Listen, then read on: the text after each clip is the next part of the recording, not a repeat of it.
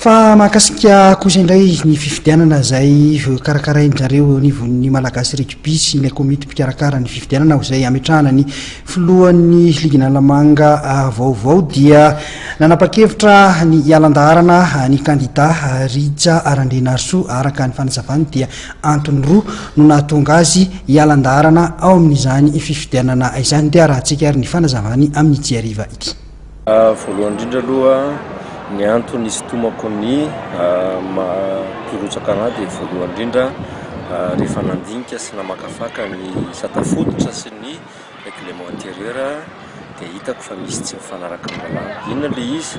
Voalohany indrindra Andriamatoa Lapino milaza fa navita ny championnat. Navita ny championnat dia tokony hisy ny assemblée générale extraordinaire. Izany hoe tokony hampiantso section izy. Dia ao anatin'izay misy ny fanazavana ny tatitra ara-bola, tatitra ara-moraly ary tatitra ara-teknika. Izay zavatra izay zany ny antony izy tomako satria ny antony tokony hanao assemblée générale izay izy. Dia tokony hindrasana zany izay zavatra izay izay tsika efa tokony hiroso amin'ny fifidianana. Faharoa manaraka an'izay ny fanontaniana mpanao gazety moa hoe efa nanantona ny ministera fenareo. Dia ny tenako moa tena nanantona ary fampiretsaka tamin'ny tokony ndraikitry ny ministera dia milaza izy fa tsy ho avy eo amin'ny fifidianana io. Dikan'izay zany dia tsy misy fankatoavana eo amin'ny fifidianana io.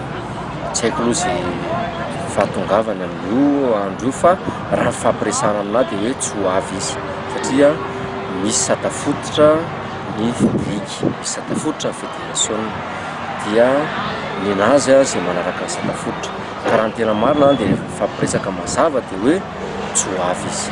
Izay zany tena foto-kevitra nyteneny tamy noho izay antony izay indrindra ny antony izy tomako ny mampirotsaka tsy hirotsaka ao anatin'ny fifidianana.